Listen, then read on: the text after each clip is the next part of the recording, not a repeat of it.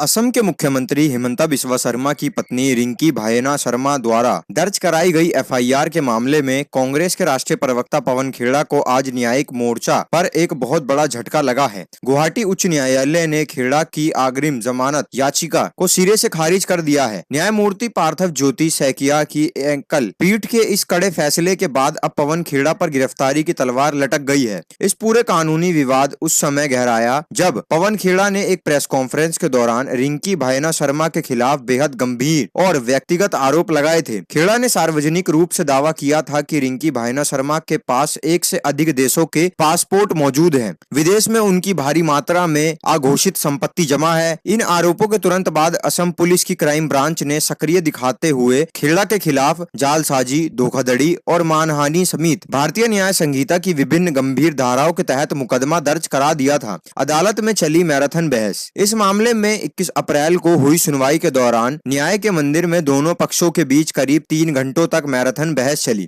पवन खेड़ा का पक्ष सुन लीजिए। पवन खेड़ा का पक्ष वरिष्ठ अधिवक्ता मनु सिंघवी ने लड़ा। खेड़ा की ओर से पैरवी करते हुए वरिष्ठ वकील अभिषेक मनु सिंघवी ने पुरजोर तरीके से तर्क दिया कि यह पूरा मामला विशुद्ध रूप से राजनीतिक प्रतिशोध से प्रेरित दिखता है। सिंघवी ने दलील दी कि पवन खेड़ा ने देश के एक सम्मानित नागरिक है और उनके फरार होने या देश छोड़कर भागने का कोई खतरा नहीं है। चूंकि पूरा मामला सार्वजनिक बयानों पर आधारित है, इसलिए पुलिस को उन्हें हिरासत में लेकर पूछताछ करने की कोई कानूनी आवश्यकता नहीं है। वहीं दूसरी ओर असम पुलिस के महान अधिवक्ता देवजीत सहकिया ने जमानत का कड़ा विरोध किया। उन्होंने अदालत को स्पष्ट किया है कि केवल मानहानि का साधारण मामला नहीं है, बल्कि इसमें जालसाजी के गंभीर प्रमाण शामिल हैं। सरकार का आरोप है कि खेड़ा ने प्रेस कॉन्फ्रेंस में जो दस्तावेज और अधिकारी मोहर दिखाई थी वह पूरी तरह से फर्जी और जाली है। उन फर्जी दस्तावेजों के असली स्रोत का पता लगाने और इस गहरी साजिश की तह तक जाने के लिए खेड़ा को कस्टोडियल पूछताछ अनिवार्य है। न्यायमूर्ति पार्थिव ज्योति सैकिया ने दोनों पक्षों की दलीलें सुनने के बाद अपना फैसला सुरक्षित तो रख लिया है, जिसे आज सार्वजनिक किया गया। अदालत ने अपने आदेश में स्पष्ट कहा है कि प्रथम दृष्टया आरोपों की प्रकृति अत्यंत गंभीर है। जांच के इस पूर्व महत्वपूर्ण चरण में आरोपों को अग्रिम जमानत देना न्यायोचित नहीं होगा। पुलिस को इन आरोपों की निष्पक्ष और विस्तृत जांच करने का पूरा अवसर मिलना चाहिए। हाईकोर्ट के इस आदेश के बाद पवन खेड़ा की मुश्किलें कई गुना बढ़ गई है। सूत्रों के अनुसार असम पुलिस की एक विशेष टीम पहले से ही दिल्ली में मौजूद है